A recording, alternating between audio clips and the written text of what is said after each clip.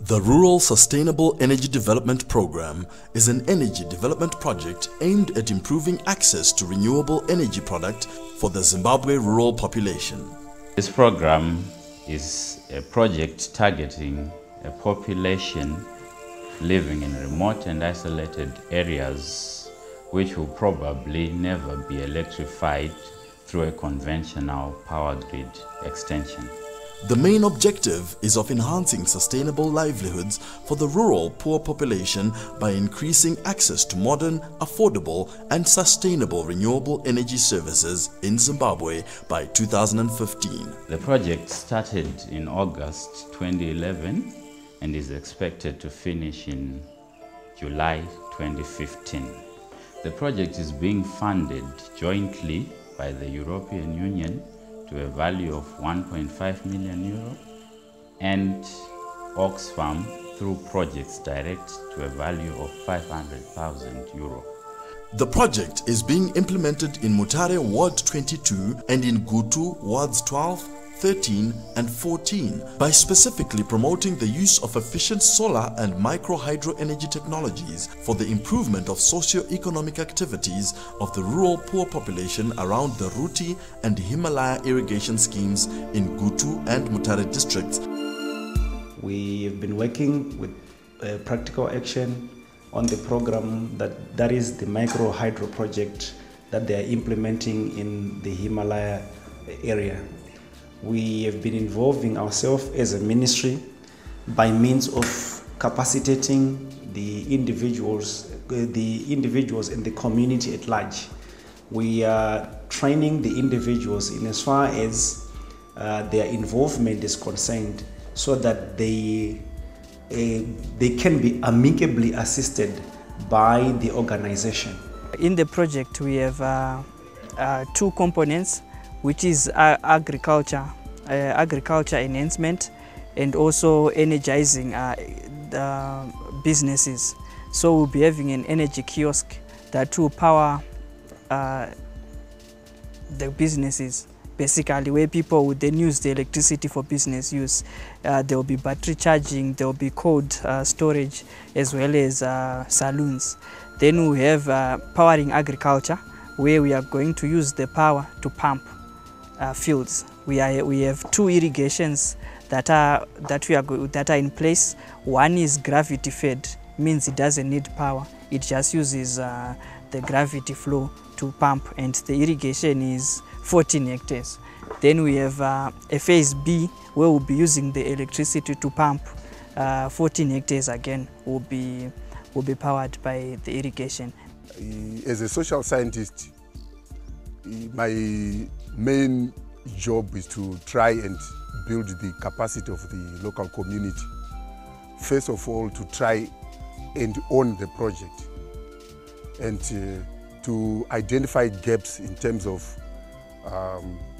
what the community needs to know, so that they can manage the project on their own. So we identify the gaps in terms of the technical aspects, so that once those are identified, the communities are given or provided with the appropriate training, so that they are able to manage it on their own or with minimum assistance from outside the community. Utanga takaita project yedu takaona mapartners yedu practical action Oxfam ndio wakauya kwatiri wakatitsanangurira mashandiro atinogona kuita nawo veruzhinji tikazvifarira nenharaunda yedu tese. Ipapa apo ndo pakabva pazosarudzwa komiti ichabatsiridza kurana project yedu. Ndo pandakasarudzwa kuita chairman weproject, tinoti tichironga mabasa kuti anhu tinoshanda sei nekunoti nezvipi zvinofanira kuti zvinodiwa inofanira kukontributirwa necommunity. Inoyi inonzi Nyarukwetu Falls. Nyarukwetu inotibatsira panyaya dzemvura. Mvura haiperi pano paNyarukwetu. Saka patakaisa micro hydro scheme. Micro hydro scheme iyo inotibatsira panyaya dzemagetsi. Kuti tiwane magetsi muzvikoro zvedu, tiwane magetsi kuminda, kuti tikwanise kupamba mvura tichienda kunodiridza ma irrigation schemes. These are the expected results. increased electricity supply to the Himalaya from hydropower, water. Improved electricity supply to the Ruti community from the sun, solar. Improved demand and supply of solar products to the Ruti community. Have a say or add to knowledge on renewable energy for continuing development. The implementation of the program would have involved the participation of the community, where the development partner is coming in financing the project, whilst the individuals themselves are doing some of the jobs. So for them to be able to understand the scope of the activity, there is need for them to be as organized and as forthcoming, so that the objectives of the development partner and the community plus the government as well is realized. Chitakanyanya kufarira project ndechekuti tikanotinopa pundutso munharaunda mwedu. Tichawanawo magetsi ekutiwo kwana kuona mwenje tinonga taanawo, uye muzvikoro inotibatsirawo. Tine chishuwo chekuti pamwe tichata clinic inoda magetsi. Magetsi apo semunhu womudzimaiwo ndinodawo zvidziyo zvangu zvakakwana, kana izvozvi pamwe masofa ndinawo matsoto, ndikarimawo zvakakwana ndinotoenda kotenga futi akatonaka ngekurima ikoko. Ndichatenga kana makicheni unit yangu akanaka, izvezvo ndodino ndakurasa ndakutoise zvinyuwani mumba. There is some kind of dependence that manifests in most of our communities. So the idea is to try and demonstrate to communities that they have got the capacity, even with minimum assistance from outside their community, to manage their own development, and also demonstrating to communities that that development actually starts with them.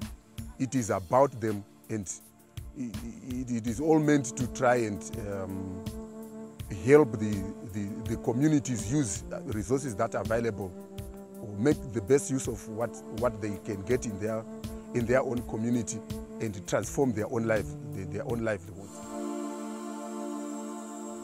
In Gutu, the project is achieving this through the provision of solar energy products.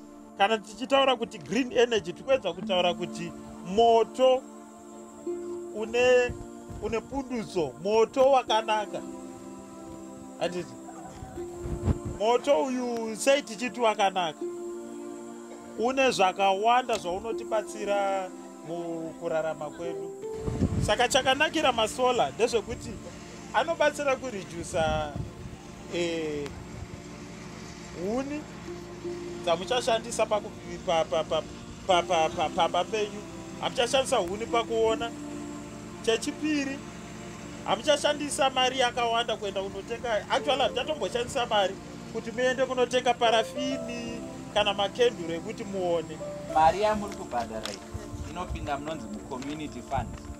Mari yenyu yecommunity yatichagara kuti nemise zvataita so towirirana kuti iyo mari yenyu iyi kana ya3000 tomboishandisei zvinobatsira community yenyu zvemagetsi. Chirongwa chemahome solar system ichi chakatibatsira chaizvo chaizvo, nekuti tanga tisina malights ataiona anoratidza kuva sekutauni, asi kunoda kwehome solar system tava kuonawo malights pakati peusiku hwese. Takabakidza malights mumba medu, uyezve takukwanisa kushandisawo matelevision atinawo ari muno mumba muno.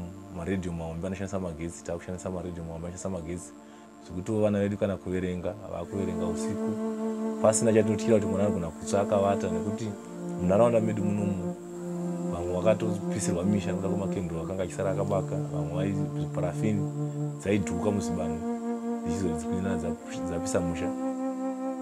Ndipano pamataruse ward 14 magutu ndinoshanda pano ReUSED.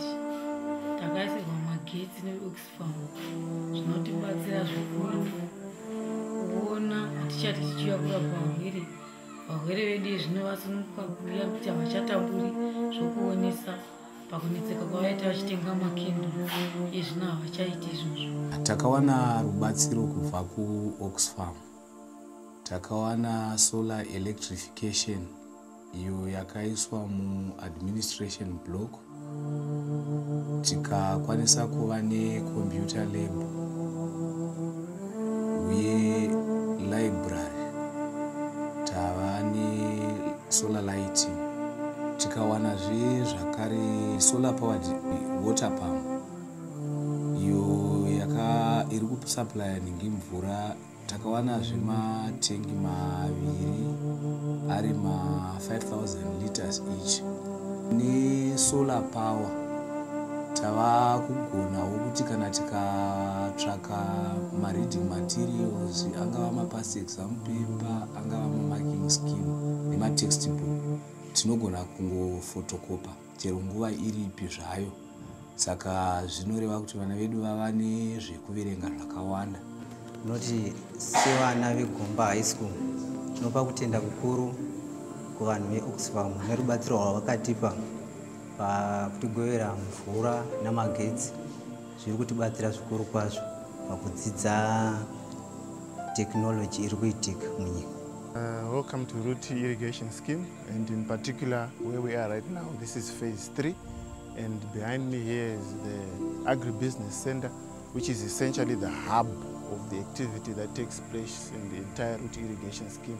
So essentially this is a bulking up center where they administer the movement of the produce from the irrigation scheme to the market, and also administering the coming in of inputs from the suppliers or from the various companies that sell the inputs to the farmers. And as you can see, it's electrified through a solar system, so that means it will be able to support a wide range of business activities that require powering or that require electricity, which will basically be supplied through the solar system that is installed in this place. Irrigation yakatibatsira, takatanga kuwana phase 1 ne 2 vamwe vakapinda. Tine mvura yanga yakatinakira zvokuti tanga tichiguta. Phase 1 ne 2 yanga ichikwana mvura. Saka patakazowedzerwa imwe phase kuti tikwane tese, nokuti hatisina kukwana kurima muminda tese. Takazowedzerwa ku3 kunoko. Asi chikafu taatambochiwana uye taatasununguka. Vana vanga vakwanisawo kuenda kuchikoro. Kana chikoro chedu munjira chakatowedzera vana nekuda kweirrigation. The partner before they leave, we would want both of us to make sure that these constitutions that we are putting in place, they are well understood and they are adhered to. If they stick to the structures that we've put in place and we constantly make a follow-up on them, I am sure that the project would be able to continue. Takanzwa shungu dzekuti tikwanise kunga tichiti tipedze project yedu sezvo tine chivimbo chekuti project yedu kana yapera ichazobatsira mune zvakawanda.